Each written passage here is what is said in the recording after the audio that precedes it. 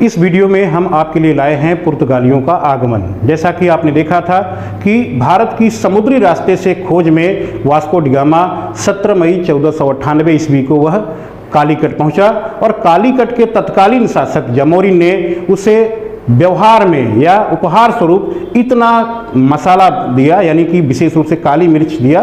तो वह मसाला या काली मिर्च लेकर जब वह यूरोप पहुंचा तो यूरोप के बाजारों में जब उसकी बिक्री हुई तो वास्को डी गामा का कुल यात्रा खर्च जो हुआ था उससे 60 गुना अधिक कमाई हुई। 60 गुना अधिक कमाई के लालच में ही पुर्तगालियों सहित यूरोप के कई देशों ने भारत से व्यापार करने के लिए अपनी योजना बनाई और इस योजना में भारत 200 वर्षों तक गुलाम रहा। इन यूरोपीय कंपनियों में आपस में जब संघर्ष हुआ तो अंततः अंग्रेज विजयी रहे और आप आगे देखेंगे कि कैसे अंग्रेजों ने भारत में एक साम्राज्य स्थापित कर लिया जो लगभग 200 वर्षों तक रहा। तो यूरोपीय कंपनियों के आगमन में हम इस वीडियो में यूरोप में जो पुर्तगाली, चूंकि सबसे पहले पुर्तगाली ही भारत आए थे, तो पहला जो आगमन हुआ यानी पुर्तगालियों का जो आगमन हुआ उसकी चर्चा करेंगे। तो देखते हैं पुर्तगालियों का आगमन। 17 मई 1498 ईस्वी को, इस डेट को याद रखिएगा क्योंकि कभी कभी ये डेट भी पूछ लेता है। 17 मई 1498 को वास्को डी गामा कालीकट के बंदरगाह पर पहुंचा, जहां के शासक कौन थे? जमोरिन, जिन्होंने स्वागत किया और बदले में इतना मसाला दिया कि उससे 60 गुना अधिक कमाई हुई। इसके बाद दूसरा बेड़ा 9 मार्च 1500 ईस्वी को, कब? 9 मार्च 1500 ईस्वी को किसके नेतृत्व में? पेड्रो अल्वारेज कैब्रल के नेतृत्व में 13 जहाज़ों के साथ, 13 जहाज़ों का बेड़ा लेकर वह भारत आया, पेड्रो अल्वारेज कैब्रल, और फिर मसाला लेकर गया और यूरोप के बाजारों में बेचा। 1502 ईस्वी में पुनः वास्को डी गामा भारत आया। अब वास्को डी गामा फिर भारत आया। अब यूरोप वासियों को या पुर्तगालियों को ये लगा कि हमें भारत पर या पूर्वी जगत से जो व्यापार कर रहे हैं, पहले से जो व्यापार कर रहे हैं, उनके प्रभाव को समाप्त करना होगा। पूर्वी जगत से यानी भारत से जो व्यापार उस समय कर रहे थे उसमें विशेष रूप से अरब और वेनिस के व्यापारी थे। अरब के व्यापारी यहाँ से मसाला ले जाते और वो उसे वेनिस के व्यापारियों को देते।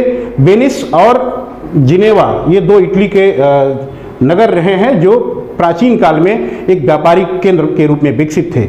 यहाँ से फिर मसाला यूरोप के अन्य बाजारों में जाता।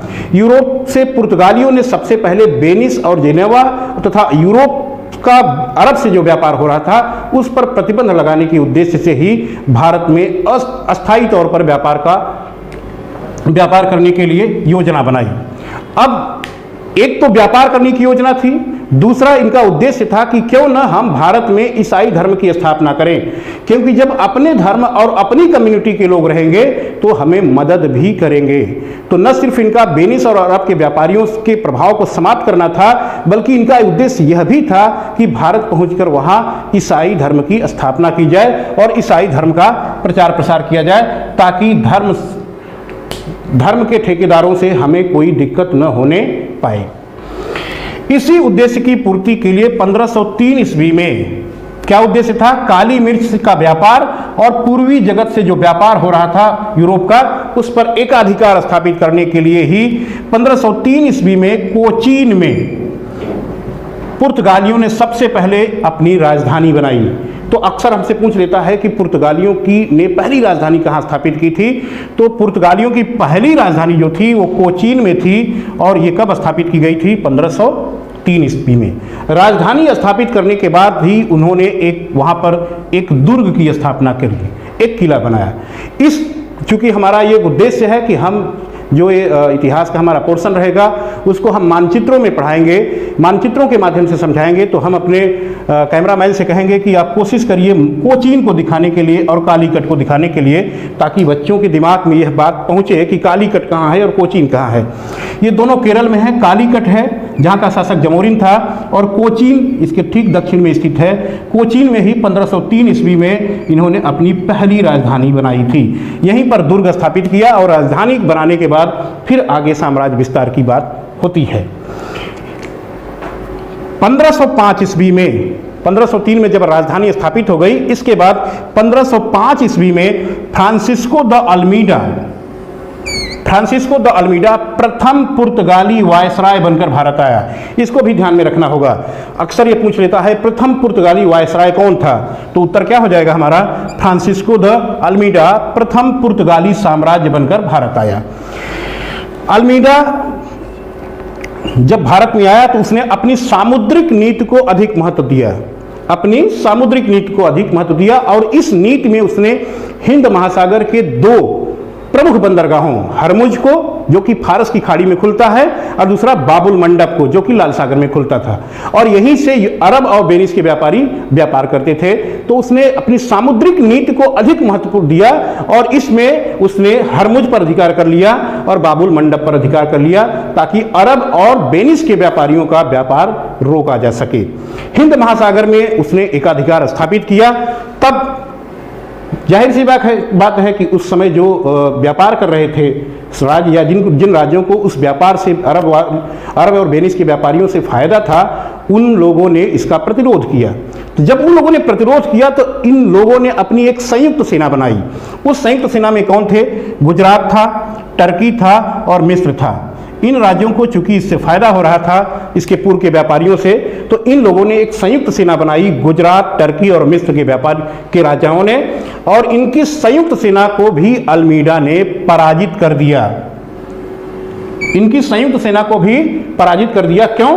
क्योंकि जब सामुद्रिक नीति अपनी वह बना रहा था तो सबसे पहले उसने अपनी नौसेना को मजबूत किया, और नौसेना उसकी मजबूत थी, इसीलिए इन तीनों राज्यों की संयुक्त सेना भी उससे पराजित हो गई। और पराजित होने के बाद उसने दीव पर अधिकार कर लिया। दमन दीव नाम सुना होगा आपने, तो ये दीव जो द्वीप है इस पर उसने अधिकार कर लिया। और ये दीव कहाँ है, ये दीव पर अधिकार कर लिया। अल्मीडा ने जब दीव पर अधिकार कर लिया तो इसके बाद यह 1508 ईस्वी तक रहा, वापस चला गया। इसके बाद अल्मीडा के बाद 1509 ईस्वी में अल्बुकर्क भारत पुर्तगाली वायसराय बनकर आया। पुर्तगाली वायसराय बनकर भारत आया। अल्बुकर्क आया तो अब 1510 ईस्वी में 1510 ईस्वी में गोवा पर तत्कालीन शासक यूसुफ आदिल शाह पर उसने आक्रमण किया। यूसुफ आदिल शाह जो कि उस समय गोवा के अधिकार क्षेत्र में, गोवा उसके अधिकार क्षेत्र में आता था, यूसुफ आदिल शाह से उसका युद्ध हुआ 1510 ईस्वी में, और यूसुफ आदिल शाह को पराजित कर उसने गोवा अपने कब्जे में कर लिया। 1511 ईस्वी में उसने मलक्का वह व्यापार केंद्र था जहां से इंडोनेशिया के साथ व्यापार होता था, तो 1511 ईस्वी में उसने मलक्का पर भी अधिकार कर लिया। इसी क्रम में उसने 1518 ईस्वी में कोलंबो पर अधिकार कर लिया। कोलंबो जो कि सिलोन की राजधानी कही जाती थी, कोलंबो पर भी अधिकार कर लिया। तो गोवा, मलक्का और कोलंबो पर अधिकार करने के कारण ही अल्बुकर्क को, गोवा, कोलंबो और मलक्का पर अधिकार करने के कारण ही अल्बुकर्क को भारत में पुर्तगाली साम्राज्य का वास्तविक संस्थापक माना जाता है। क्या माना जाता है? वास्तविक संस्थापक। यदि यह पूछता है कि प्रथम पुर्तगाली वायसराय कौन बनकर आया था, तो अल्मीडा था, उत्तर आपका अल्मीडा होगा। लेकिन आपसे प्रश्न पूछा जाए कि पुर्तगाली साम्राज्य का वास्तविक संस्थापक कौन था, तब उत्तर हो जाएगा क्या? अल्बुकर्क। अल्बुकर्क न सिर्फ वह भारत में अपने साम्राज्य को बढ़ाना चाहता था, बल्कि वह जितने निम्न वर्गीय पुर्तगाली थे उनको यह प्रोत्साहित करता था कि वह भारतीय स्त्रियों से विवाह करें, और भारतीय स्त्रियों से विवाह करके पुर्तगालियों की संख्या भारत में बढ़ाए। जब उनकी संख्या अधिक होगी तो उनकी संख्या अधिक होने से तो उनकी ताकत बढ़ेगी। अल्बुकर्क धार्मिक रूप से बहुत असहिष्णु था। वह न सिर्फ भारतीयों को पराजित करना चाहता था, बल्कि उन्हें तंग भी बहुत करता था। जो राजा या जो शासक पराजित हो जाता था उसको तंग भी बहुत करता था। तो धार्मिक रूप से असहिष्णु होने के साथ साथ वह धृष्ट भी बहुत था। इसी कारण जितना साम्राज्य विस्तार उस समय हुआ, उसके बाद के आने वाले शासकों ने साम्राज्य विस्तार नहीं किया। अल्बुकर्क की जो नीतियां थीं वो एक तरीके से भारतीय राज्यों के विरुद्ध थीं।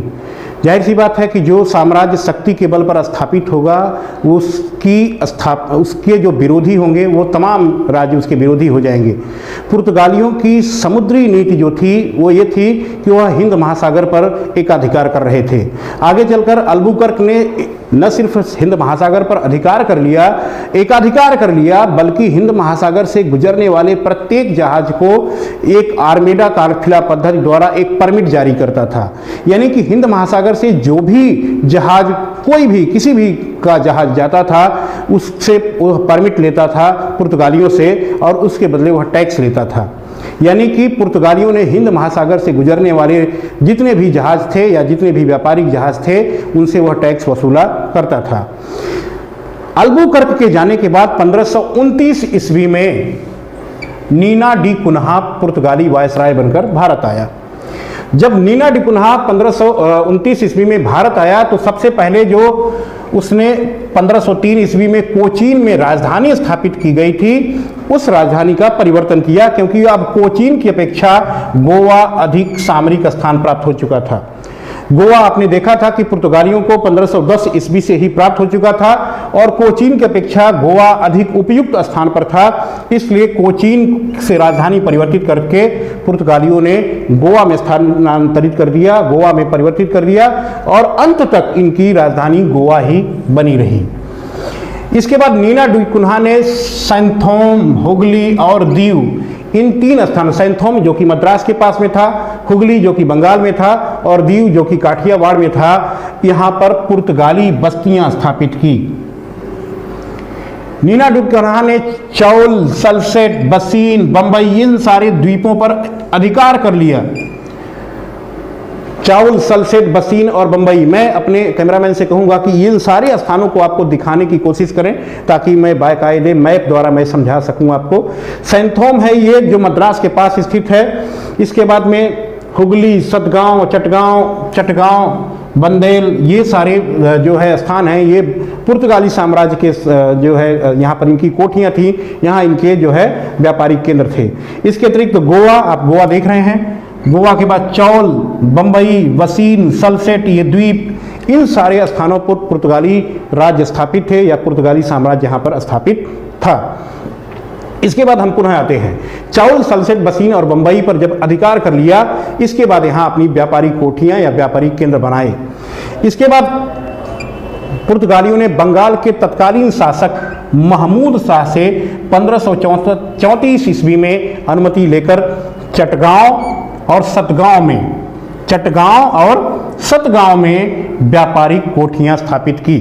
चटगांव के बंदरगाह को पुर्तगाली महान बंदरगाह की संज्ञा देते थे, ग्रेट पोर्ट कहा जाता था। आपको ध्यान में रखना होगा, यह क्वेश्चन एक आध दो बार रिपीट हो चुका है, मैं इस पर ध्यान फिर से आकर्षित करूंगा कि पुर्तगालियों ने किस बंदरगाह को महान बंदरगाह की संज्ञा दी थी, तो उत्तर हमारा क्या हो जाएगा, चटगांव। इसके अतिरिक्त पुर्तगालियों ने अकबर की अनुमति प्राप्त कर हुगली में और शाहजहां की अनुमति प्राप्त कर बंदेल में अपने कारखाने स्थापित किए। पुर्तगाली पुलिकट और मुसोलीपट्टनम, ये दोनों पूर्वी तट के प्रमुख बंदरगाह थे। हम इन दोनों स्थानों को आपको दिखाने की कोशिश करेंगे। ये पुलिकट हो गया, ये मुसोलीपट्टनम हो गया और ये स्थान है जिसे हम नागापट्टनम कहते हैं।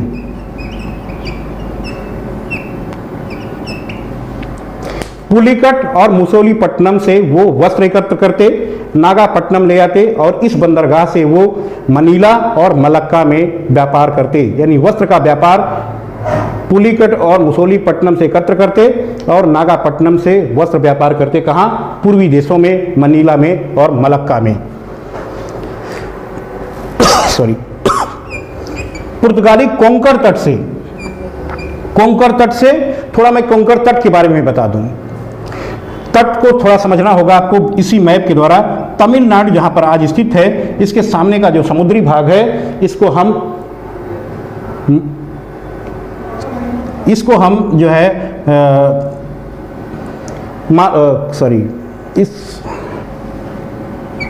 ये हमारा जो है कोरोमंडल तट कहा जाता है।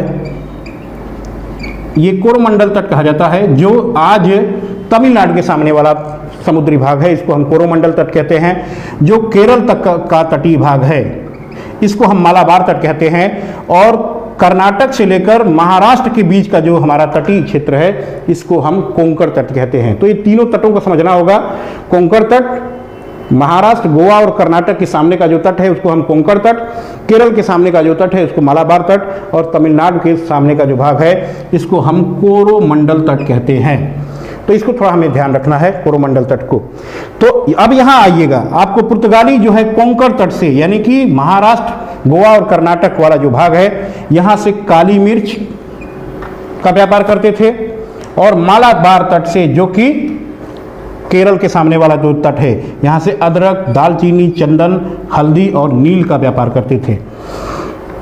जैसा कि मैंने बताया था, हिंद महासागर पर उन्होंने एकाधिकार कर लिया था, और आर्मेडा काफिला पद्धति के द्वारा परमिट जारी करते थे, इसलिए हिंद महासागर में जितने भी जहाज जाते थे सबसे वो टैक्स वसूल करते थे। इस नीति के कारण ही पुर्तगालियों का अन्य भारतीय राज्यों से विरोध हो गया, जिसके कारण यही उनकी असहिष्णुता की नीति, उनका अन्य राज्यों से अनावश्यक दुश्मनी पैदा कर लेना, यही सारी नीतियां उनके पतन के कारण बन गई। तो जो पतन के कारण है, पुर्तगालियों का जो पतन हुआ, उस पतन में भारतीय जनता के प्रति उसकी असहिष्णुता की जो नीति थी, यह उसके पतन के लिए उत्तरदायी मानी जाती है। अल्बुकर्क के बाद जितने भी उसके उत्तराधिकारी आए वह उतने योग्य नहीं थे जैसा कि अल्बुकर्क था। और तीसरा, उनकी जो समुद्री लूटपाट की नीति थी, जो हिंद महासागर में समुद्री जो परमिट जारी नहीं करते थे जहाज, उनको लूट लेते थे, यह समुद्री जो लूटपाट की नीति थी, यह भी उनके पतन का एक कारण बनी। इसके अतिरिक्त बाद के जो यूरोपीय आए, जैसे डच आए, अंग्रेज आए, वह पुर्तगालियों से अधिक ताकतवर थे। इस वजह से पुर्तगाली उनसे पराजित हो गए और अंततः वो यहाँ से उन्हें अपना व्यापार समाप्त करना पड़ा। और ऐसा माना जाता है कि उनका जो सबसे सहायक राज्य, भारतीय राज्य था, वो विजयनगर, और विजयनगर 1565 ईस्वी में तालीकोटा या राक्षस पंगड़ी के युद्ध में उसका छत बिछत हो गया, विध्वंस हो गया। और विजयनगर का जब विध्वंस हो गया, वह भी एक बड़ा कारण बना पुर्तगालियों को यहाँ से बाहर जाने में। तो ये था पुर्तगाली साम्राज्य, पुर्तगालियों का आगमन, और इसको एक क्रम में देखेंगे और इसको बाई मैप हम समझेंगे तो हमारा सबसे बेहतरीन क्लास हो जाए। अंग्रेजों के आने के बाद लगभग पुर्तगालियों का यहाँ से सफाया हो चुका था, और केवल गोवा, दमन और दीव अंत तक पुर्तगालियों के ही अधिकार में क्षेत्र में रहे, और 1961 तक यह जो है पुर्तगाल के ही अधिकार क्षेत्र में रहे। 1961 में पुर्तगाल से गोवा, दमन, दीव को जीत लिया गया या छीन लिया गया, या इस पर अधिकार कर लिया गया, और इस तरीके से गोवा, दमन, दीव भारतीय साम्राज्य के अंग बने। लेकिन पुर्तगालियों के आगमन के बाद भारत में क्या क्या परिवर्तन हुआ, क्या नई चीज़ें आई, इसको थोड़ा जानना जरूरी है कि इन पुर्तगालियों के आगमन के बाद भारत में क्या परिवर्तन हुआ। तो सबसे पहले पुर्तगालियों के आगमन से तंबाकू की खेती हुई। तंबाकू, चूंकि भारत में पुर्तगालियों के आगमन से पहले तंबाकू की खेती नहीं होती थी, मक्के की खेती नहीं होती थी, और आलू की खेती नहीं होती थी। यानी कि मक्का, तंबाकू और आलू लाने का श्रेय पुर्तगालियों को है। दूसरा, पुर्तगालियों के आगमन के पहले यहाँ जहाज निर्माण नहीं हो रहा था। पुर्तगालियों के आगमन के बाद भारत में जहाज निर्माण की प्रक्रिया आरंभ हुई, क्योंकि पुर्तगालियों ने देखा कि पुर्तगालियों से सीखा भारतीयों ने कि यदि नौसेना मजबूत रहे तो वह व्यापार पर एकाधिकार कर सकते हैं। पुर्तगालियों के आगमन के बाद यहाँ प्रिंटिंग प्रेस की शुरुआत हुई, क्योंकि इसके पहले भारत में प्रिंटिंग प्रेस नहीं था। तो तंबाकू की खेती, मक्के की खेती और आलू की खेती के साथ साथ जहाज निर्माण और प्रिंटिंग प्रेस लाने का श्रेय भी पुर्तगालियों को है।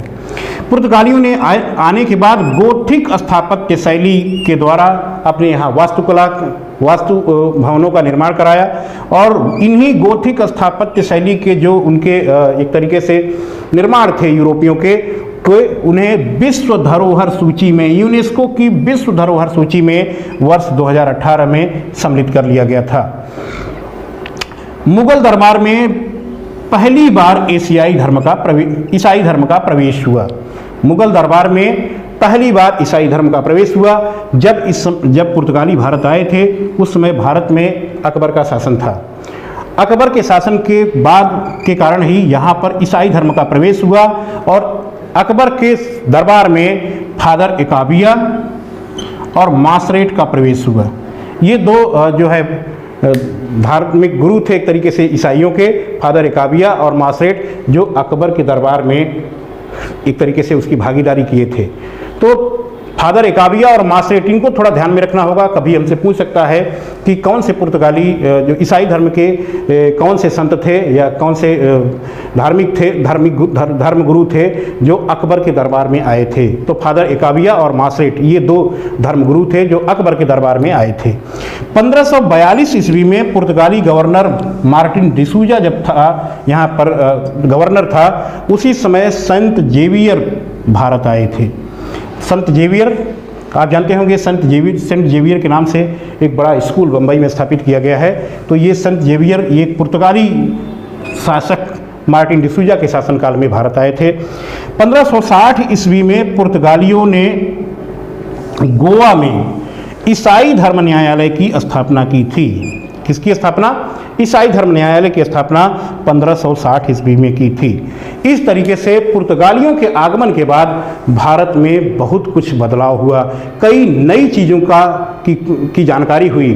खासतौर से पश्चिम में प्रयोग की जाने वाली अनेक चीज़ें भारत में आईं और आलू, मक्का और तंबाकू तो भारत में ऐसे प्रवेश कर गया कि अब यहाँ से जाने का नाम ही नहीं ले रहा है। Thank you.